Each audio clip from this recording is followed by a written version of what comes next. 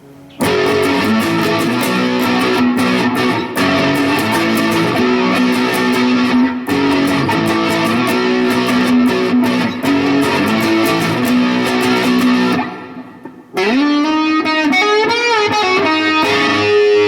everybody, it's the Fat Philosopher here, coming to you from Japan to give you another guitar review.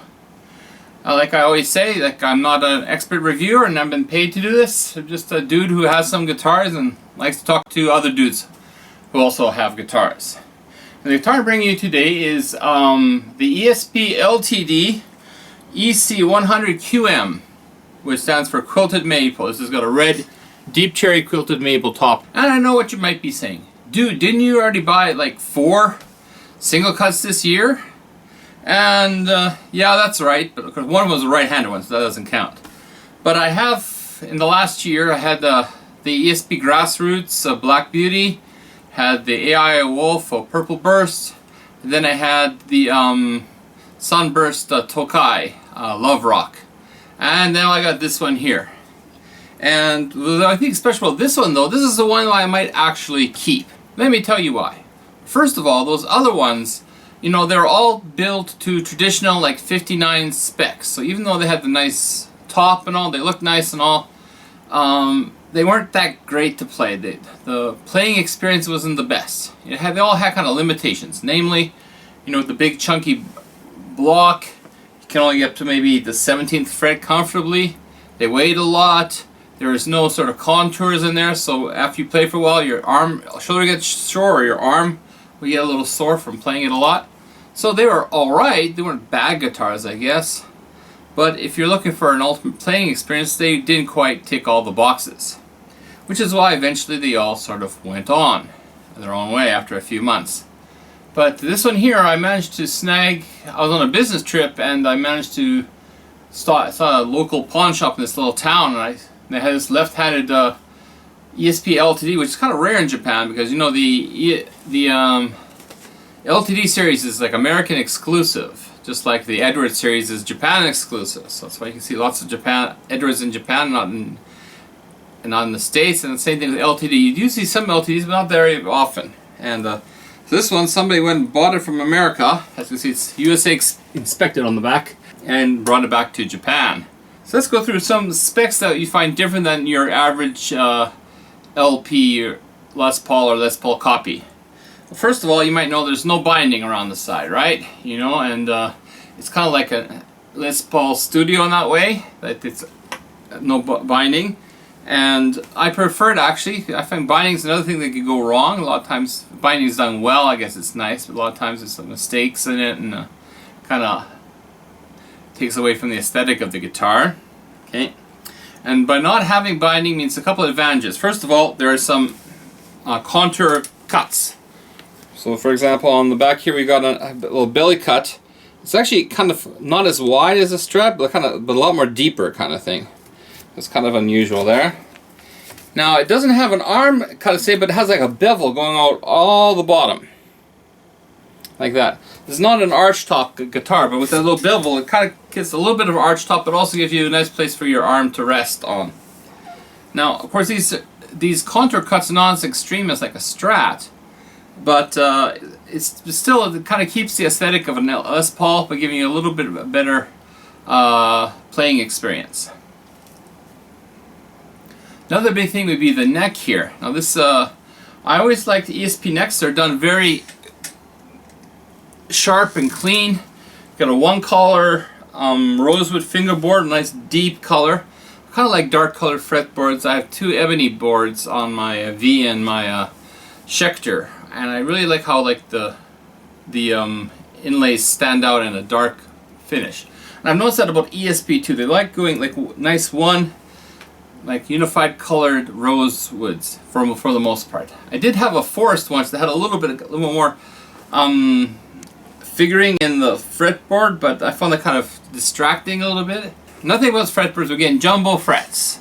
I don't think they're stainless steel, doesn't say, so you got jumbo frets and a little bit flatter. This is not a 12-inch, this is like a 13.8, so almost 14-inch fretboard radius on here, which makes it really smooth to play.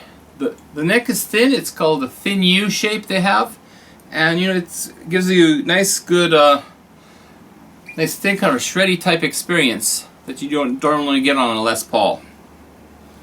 Now as for the fret access, now this is of course not as near as good as my V would be, but they do made some efforts. The lower horn's got a couple of contours on the back and front, and this is a bolt-on neck, and it's got sculpted a little bit here. It's got a little bit shaved away here, so the access is compared to a regular Les Paul, it's much better. Regular Les Paul in 17 you're kind of full, and you're kind of like on your max, but here you can reach the 24th fret not too badly. It's not as nice as my V is, of course, but you know I don't think anything is as nice as the V, but you can play comfortably up to the 24th fret. Well, being at 24th fret, this is still a 24 3/4 inch scale. That means the pickups are a little bit probably closer than your regular one. Personally, I always use the brick pickup the most, so I don't really care too much about the neck pickup. Just occasionally I might use it for some topping and stuff, so that's not a big problem with me. 2 volumes and a tone, 1 volume for each pickup here. These pickups are ESP designed, they're called. So they're just stock pickups here with a Tune-O-Matic bridge. Okay. The tuners are LTD branded. They're metal tuners. They're quite sturdy. You know, they do the job. As for keeping in tune, it's you know, it's a Les Paul, so it doesn't keep quite as in tune as some other guitars that I have, but still you tune it up and you're good to play for that, the hour or two that you're practicing with it, right? The nut just looks like a regular plastic nut, I think. The truss rod cover is kind of also just kind of a plastic one screw type of thing. Comes off really easily. Doesn't add much to the aesthetic too much, right?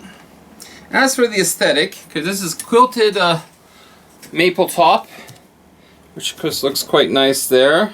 Okay, and it's also on the headstock here.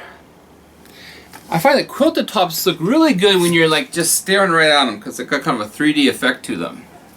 As from a distance away, kind of maybe just looks like a red guitar, right? The color is actually called a see-through cherry. I think it's called see-through dark cherry, which is a very common color for ESP guitars. Now the body on this is a basswood body, which means it comes in a little bit lighter than your average Les Paul. This is 8.3 pounds, like, which is, you know, about a half pound lighter than most other Les Pauls. Any Les Paul, all my Les Pauls are 9 pounds. The first one I had that was under 9 pounds out of the box. So it's, you know, it adds up, you know, if you're playing for an hour or two, you know, and you're standing up, it does kind of add up a bit there. This is an Indonesian model. I believe this model ran from like 2007 to 2016. This particular one is a 2015 model. Now for these in the used market, they go fairly cheaply. You can get them for a couple $100 maybe. You know, this one here, because I was in Japan buying it, I paid a little bit more. I think I paid about $350 for this. Okay, so they're, especially on the used market, they're pretty good, decent price. And of course the back also looks very nice, a little see-through. On this basswood body, it looks like it's 4 pieces, 1, 2, 3, 4 here, which of course I don't mind. You know, as long as it's the guitar works, don't matter if it's 1 piece or 2 pieces to me so much. And they, you know, match them very well, so you can't really tell unless you really look for it. And how does it play? I think it plays really nice. You know, I find it to be very smooth to go over. Play. You could, like I say, you could play your heavy metal like I wanted, but with more comfort than your average Les Paul I've had so far. Like all those other Les Pauls I had, you know, they're just too blocky in the joint, and you know, well, they're playable. Would I play that, or would I want to play my Sahana Custom or my Schecter? Well, of course I want to play my Schecter and my Custom and even my V more than those ones. But this one here, I've been playing this a lot actually, and it is very comfortable with the all the contours in it and the shaved back bolt-on area. So, and it looks kind of metalish to me, right? You know, nice dark red, kind of bloody, devilish type of look to it. So I'd recommend it. Any drawbacks?